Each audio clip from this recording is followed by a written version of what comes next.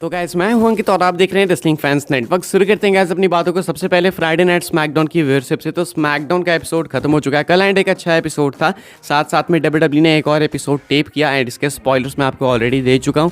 तो अभी जो लाइव एपिसोड था उसकी व्यूअरशिप क्या है, क्योंकि अगले वीक के एपिसोड की व्यूअरशिप ज़्यादा मैटर करती नहीं है। हालांकि फिर भी व्यूअरशिप अगले वीक भी ठीक ठाक आएगी, लेकिन स्टिल इस वीक की व्यूअरशिप ज़्यादा मैटर करती है। इस वीक की व्यूअरशिप पिछले हफ्ते से थोड़ी सी डाउन है। पिछले हफ्ते 2.2 मिलियन प्लस थी व्यूअरशिप, लेकिन इस वीक 2.2 नहीं पहुंच पाई है, बट 2.1 से ऊपर है। व्यूअरशिप है 2.154 मिलियंस, यानी कि आप इसको एवरेज ही कहोगे मेरे अकॉर्डिंग। जब तक आप 2 मिलियन से ऊपर स्कोर कर रहे हो तब तक एवरेज है, क्योंकि इससे नीचे तो फिर मंडे नाइट रॉ के कैलिबर में चले जाते हैं ना। तो स्मैकडाउन अगर 2 मिलियन से ऊपर है तो I think it's all right, it's good. अभी के हिसाब से व्यूअरशिप कम तो हुई है पिछले हफ्ते से, but still 2.154 is not less, I think काफ़ी है। एंड अभी देखना होगा अगले वीक कितनी आती है, क्योंकि अगले वीक का एपिसोड टेप्ड है, तो वहाँ पे कितने लोग डिसाइड करते हैं लाइव देखना, कितने करते हैं नहीं, वो भी वक्त बताएगा। अभी के हिसाब से इस वीक कुछ यही सारी व्यूअरशिप निकल के सामने आई है। आगे बढ़ते हैं गाइस, बात करते हैं अगली स्टोरी के बारे में, जो कि है Jake Paul and Logan Paul को लेके। तो रिसेंटली मैंने आपको बताया कि जेक पॉल इंटरेस्टेड दिख रहे हैं लोगन पॉल को उनकी यूएस टाइटल के लिए फेस करने के लिए। अब वैसे वो सामने से आके नहीं कह रहे थे ये चीज़, उनसे इंटरव्यू के अंदर पूछी गई तो वो कहते हैं हाँ मैं लड़ने को तैयार हूँ, अगर वो लोगन चाहता है मुझे फेस करना तो देन नाम ओके। अब अभी के हिसाब से जेक पॉल थोड़ा सा और कॉमेंट करते हैं किस चीज़ के ऊपर, मैं आपको बता दूँ। जेक पॉल कॉमेंट करते हैं कि क्या वो फेस करना चाहेंगे लोगन पॉल को रेसलमेनिया में, तो इसके ऊपर काफ़ी अलग रिस्पांस निकल के सामने आया जेक पॉल का। एंड वो बिल्कुल इसके अपोजिट कहते हैं man I am trying to be on his team, I don't want to go up against him, he is a dog in WW, I am trying to be his tag team partner. तो कहते हैं देखो भाई मैं सही बताऊँ ना तो मैं कोशिश कर रहा हूँ उसकी टीम में होने के लिए, एंड मैं नहीं चाहता कि मैं उसके अगेंस्ट जाके कम्पीट करूँ, उससे कम्पीट करूँ। वो डब्ल्यूडब्ल्यू कहता है अच्छा है भाई स्टैब्लिश हो चुका है, तो मैं चाह रहा हूँ उसका टैग टीम पार्टनर बनना। तो अभी के हिसाब से जब जेक पॉल से पूछा गया कि क्या आप लोगन पॉल को फेस करना चाहोगे रेसलमेनिया में, पॉल ब्रदर्स का मैच क्या ये हो सकता है, तो कहते हैं कि देखो मैं ये नहीं चाहता, मैं चाहता कि मैं as a tag team partner बन के कम्पीट करूँ लोगन पॉल के साथ। एंड एक्चुअली दोनों भाई भी हैं, तो आई थिंक कि आगे जाके चीज़ हो सकती है कि दोनों पॉल ब्रदर्स मिलकर डब्ल्यूडब्ल्यू को डोमिनेट कर रहे हैं। अभी तो भाई जेक पॉल काफ़ी ज़्यादा ही बिजी हैं बॉक्सिंग में, एंड किसी को भी रिसेंटली, बहुत रिसेंटली, शायद कल ही या परसों इन्होंने किसी को फर्स्ट राउंड में नॉकआउट कर दिया। तो ये चीज़ भी जो है खुद में काफ़ी ज़्यादा शॉकिंग है कि जेक पॉल, लोगन पॉल जो कि यूट्यूबर्स थे एक टाइम पे, इस लेवल पे आ चुके हैं कि बॉक्सिंग में जाके जेक पॉल किसी को फर्स्ट राउंड में नॉकआउट कर दे रहे हैं। एंड लोगन पॉल की डब्ल्यूडब्ल्यू परफॉर्मेंस तो आप सब देख ही रहे हो, तो भाई पता नहीं इन लोगों के अंदर क्या है ऐसी, क्या है इनकी नस्ल में। लेकिन अभी के हिसाब से जेक पॉल डिज़ायर अपना शेयर करते हैं कि मैं लोगन पॉल के साथ टैग टीम में कम्पीट करना चाहता हूँ, टैग टीम बन के। अब डब्ल्यूडब्ल्यू इस चीज़ को पक्का कर सकती है, अगर नहीं करेगी तो आई थिंक एक बेकार डिसीजन होगा। दोनों के अंदर कैरिज्मा बहुत है, दोनों एस्टैब्लिश्ड हैं, दोनों काफ़ी सारे व्यूअर्स ला सकते हैं, काफ़ी ब्रांडिंग कर सकते हैं। तो मे बी ये एक डिसीजन हो सकता है जो कि डब्ल्यूडब्ल्यू के लिए फ़ायदेमंद होगा अगर वो आगे जाके कभी लेते हैं। तो अगली स्टोरी कवर करते हैं गैस, जो कि लिव मॉर्गन को लेके। अब अभी से कुछ टाइम पहले मैं आपको बता रहा था कि फैंस डिमांड कर रहे हैं कि लिव मॉर्गन रॉयल रंबल जीते, लेकिन उस टाइम मैंने आपको बताया था कि भाई इसका कोई सेंस बनेगा ही नहीं। आखिर लिव मॉर्गन ने इस पूरे साल ऐसा क्या करा है जिसको लोग याद करें, एंड उसके वजह से रॉयल रंबल लिव मॉर्गन जीते। तो मैंने कहा था कि ये होना नहीं चाहिए, फालतू की डिमांड है, लेकिन अब लगता है ये चीज़ हो भी जाएगी। कल अगर आपको याद हो तो मैंने आपको अपडेट बताई है रात में, फाइटफुल PW इनसाइडर दोनों ने ये चीज़ कही, अच्छे से वेरीफाइड अपडेट है कि डब्ल्यूडब्ल्यू में बैक स्टेज कोई भी इशूज़ नहीं है लिव मॉर्गन से। ये जो अरेस्ट हुआ लिव मॉर्गन का, उससे कोई भी फ़र्क नहीं पड़ता है, क्योंकि क्रिएटिव प्लान्स जो उनके लिए थे वो कुछ भी नहीं थे, यानी कि डब्ल्यूडब्ल्यू कुछ प्लान कर ही नहीं रही थी। तो ऐसा नहीं है कि ये अरेस्ट हो गई तो प्लान्स को डब्ल्यूडब्ल्यू को स्टॉप करना पड़ा। डब्ल्यूडब्ल्यू की मेहनत भी नहीं लगी थी, ऐसे भी छुट्टी में थी, तो इस वजह से डब्ल्यूडब्ल्यू को कोई इशू नहीं है अब ये बाहर में अरेस्ट हो या फिर कुछ भी हो। अभी के हिसाब से डब्ल्यूडब्ल्यू का बैक स्टेज एटमॉस्फेयर इनके लिए अच्छा है जैसे पहले था। लेकिन क्या इसका मतलब है कि वो रॉयल रंबल जीतेगी? ये अपडेट आती है कल से ही वापस से। कल PW इनसाइडर ने कहा था कि लिव मॉर्गन के लिए रेसलमेनिया में कोई मैसिव मैच प्लान्ड है। अब देखो विमेंस डिवीजन में अगर आप मैसिव मैच की बात करोगे ना तो 3 तरीके के ही मैच हो सकते हैं। एक विमेंस वर्ल्ड हेवीवेट चैंपियनशिप का मैच, एक ईओ स्काई के पास जो विमेंस टाइटल है उसका मैच, और एक नहीं तो किसी लेजेंड के अगेंस्ट। इसके अलावा ऐसा कौन सा मैच हो सकता है विमेंस डिवीजन में जो आपको एक स्पेशल मैच की वाइब दे, स्पेशल मैच की feeling they? I don't think ऐसा कोई मैच है।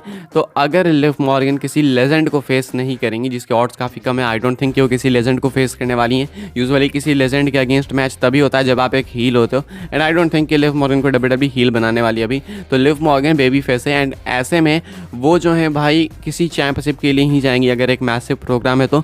एंड किसी चैंपियनशिप के जाने के लिए उनको रॉयल रंबल जीतना होगा। हालांकि दूसरा रास्ता भी वो अपना सकती हैं, बट स्टिल रॉयल रंबल जीतना भी एक ऑप्शन होगा। तो अभी के हिसाब से जो पहले नो चांस वाली चीज़ें थी कि नहीं ये हो ही नहीं सकता, लिव मॉर्गन रॉयल रंबल जीत ही नहीं सकती, वो अब नो चांस तो बिल्कुल भी नहीं है। बट आई रियली वांट कि या तो जेड कारगिल फेस करे रिया रिप्ली को, या नहीं तो बेकी लिंच फेस करे। आई डोंट थिंक कि ऐसा कुछ करा है लिव मॉर्गन ने पिछले साल, जिस वजह से उनको ये अपॉर्चुनिटी दी जाए इतनी बड़ी। एंड वैसे भी हमने देखा है कि as a champion Liv Morgan कुछ ज़्यादा खास कर नहीं पाती हैं। उन्होंने जब money in the bank cash in करी थी, जब वो चैंपियन बनी थी, तो वो 5 मिनट की खुशी थी, ज़्यादा से ज़्यादा 10 मिनट की। उसके बाद फिर सबको पता चलेगा कि कुछ नहीं होने वाला, एंड कुछ नहीं हुआ। तो ऐसे में जो है I think Becky Lynch perfect option है रिया रिप्ली के लिए। एंड अगर वो रेसलमेनिया में फ्यूड करती है रिया रिप्ली से तो वो बेटर होगा। आई डोंट थिंक कि लिव मॉर्गन ज़्यादा सूटेबल है, मुझे ऐसा लगता है। बाकी देखते हैं, डब्ल्यूडब्ल्यू तो आगे बता ही देगी अपने एक्शन से कि क्या होने वाला है क्या नहीं। अभी के हिसाब से अब चांसेस तो फॉर श्योर बढ़ चुके हैं कि लिव मॉर्गन में भी रॉयल रंबल जीत जाए। आगे बढ़ते हैं गाइस, बात करते हैं अगली स्टोरी के बारे में, जो कि है टोनी खान को लेके। टोनी खान ने रिप्लाई करा है आपको, अगर आप AEW को क्रिटिसाइज़ करते रहते हो, अगर आप AEW को लेके कंप्लेंट्स करते रहते हो कि भाई ये ऐसा क्यों है, वो ऐसा क्यों है, तो आपके ऊपर टोनी खान ने कुछ बातें कही हैं। टोनी खान क्या कहते हैं मैं आपको बता दूं। कहते हैं, to be AEW is to be under constant attack. You do a great show and the next day somebody saying something negative.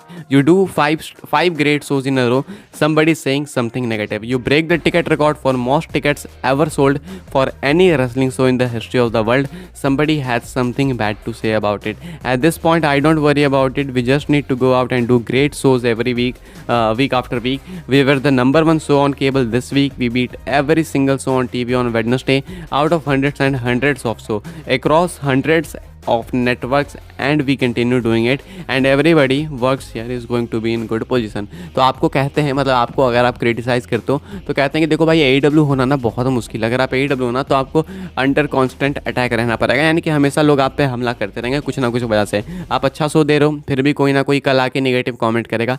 5 अच्छे शो दिए लगातार फिर भी नेगेटिव कॉमेंट्स आने हैं। आप हिस्ट्री क्रिएट कर दो सबसे ज़्यादा टिकट्स बेच के, तो भी आप पे जो है नेगेटिव कॉमेंट्स आने ही हैं। तो इस पोजीशन पे मैं इस चीज़ से बहुत ही ज़्यादा वो हो चुका हूँ कि हाँ ये चीज़ होते रहती है, तो मैं इस चीज़ का आदी हो चुका हूँ। एंड अगर ये चीज़ होती है तो मुझे अभी इससे फ़र्क नहीं पड़ता है। मेरे हिसाब से हम लोग काफ़ी अच्छा कर रहे हैं, हम लोग अच्छे शोज़ दे रहे हैं, हम लोग केबल टीवी पे टॉप पे रहते हैं, नंबर 1 पे। काफ़ी सारे टीवी शोज़ को बीट कर रहे हैं, काफ़ी सारे नेटवर्क्स को बीट कर रहे हैं। तो मेरे हिसाब से हम सब तो अच्छा ग्रो कर रहे हैं एंड हम सब एक अच्छे पोजीशन पे हैं। तो ये जो है कुछ कहना है टोनी खान का। बेसिकली कहते हैं कि वो अपने ट्रोल्स को अब इग्नोर करते हैं। अब ये टोनी खान की स्टेटमेंट है, बाकी इसके ऊपर आप लोग चाहो तो अपना रिएक्शन दे सकते हो। खैर गाइस, बात करते हैं अपनी आखिरी स्टोरी के बारे में, जो कि है बीस्ट इनकार्नेट ब्रॉक लेसनर को लेके। क्या ब्रॉक लेसनर का रिटर्न डेट हो चुका है कंफर्म? क्या AJ Styles, Randy Orton, CM पंक, रोमन रेंज के रिटर्न के बाद अब है ब्रॉक लेसनर की बारी? तो इसका आंसर है यस, ब्रॉक लेसनर की बारी तो है, लेकिन रिटर्न डेट एग्जैक्ट नहीं पता, रूमर्ड है, मैं आपको बता दूं। अब ऐसा में तो पता है कि ब्रॉक लेसनर रॉयल रंबल से पहले शायद वापस आ ही जाएंगे। साथ में अभी अपडेट निकल के सामने ये आई है कि हो सकता है कि ब्रॉक लेसनर 2K24 के कवर स्टार बने, हो सकता है, ठीक है, कंफर्म नहीं है। कहा जा रहा है Brock Lesnar is Indeed getting the 2K24 cover star with the headline the next big thing in tribute to Brock Lesnar career highlights and retirement plans. तो यहाँ बताया जा रहा है कि ब्रॉक लेसनर हो सकते हैं 2K24 के कवर स्टार। अब एक और रिपोर्ट थी इसको ले गई पहले कि ब्रॉक लेसनर के चांसेस हैं। आई डोंट नो ये चीज़ होने वाली है या फिर नहीं होने वाली, लेकिन अगर ये होने वाली है दैट मीन्स कि ब्रॉक लेसनर आपको जनवरी के स्टार्ट में देखने को मिलेंगे। क्यों? क्योंकि भाई माना जा रहा है कि लेसनर जब होंगे तभी WWE इस चीज़ को अनाउंस करेगी। एंड 2K24 के शायद ट्रेलर अनाउंसमेंट हो या फिर पता नहीं जो भी WWE अनाउंसमेंट करती है उसमें लेट कर दिया इस बार WWE ने। यूजुअली WWE इसको शायद दिसंबर में या इसी टाइम अनाउंस करती थी, लेकिन अभी WWE ने इस बार डिले करा है एंड हो सकता है कि वो रॉयल रंबल में ही अनाउंस करे। अब रूमर्ड है वो, तो वहाँ पे ब्रॉक लेसनर वैसे भी प्रेजेंट होने वाले हैं, तो हो सकता है कि लेसनर जनवरी के बिगिनिंग में ही अपना रिटर्न कर दे। मे भी हो सकता है वो जो रॉ का एपिसोड है डे 1 वाला स्पेशल वाला पहला एपिसोड, वहाँ पे ही लेसनर आ जाए। अभी के हिसाब से रूमर्स है कि वो 2K24 के कवर स्टार हो सकते हैं एंड मे बी उनके सामने ही WWE इन चीज़ों को अनाउंस करे, एडवर्टाइज करे। तो लेसनर आ सकता है अगले साल के बिल्कुल स्टार्टिंग में। मुझे अभी भी लगता है कि ब्रे वाइट कवर स्टार होंगे, लेकिन ये रिपोर्ट कुछ ये कहती है, तो उसके रिगार्डिंग ये आप स्पेकुलेट कर सकते हो लेसनर को लेके। यानी कि चांसेस हैं कि अगले साल के स्टार्टिंग में आपको बीस्ट इनकार्नेट ब्रॉक लेसनर देखने को मिल जाएगा काफ़ी जल्द। अभी के हिसाब से गाइस इस वीडियो के लिए अपडेट्स है। वीडियो को लाइक करें, शेयर करें, सब्सक्राइब करें, चैनल को फॉलो कर सकते हैं मुझे इंस्टाग्राम एंड ट्विटर पर, लिंक आपको मिल जाएगा डिस्क्रिप्शन में। ज्वाइन कर सकते हैं व्हाट्सएप चैनल को, उसके भी लिंक है डिस्क्रिप्शन में। मिलते हैं अपनी नेक्स्ट ऑफर काफ़ी इंटरेस्टिंग वीडियो में।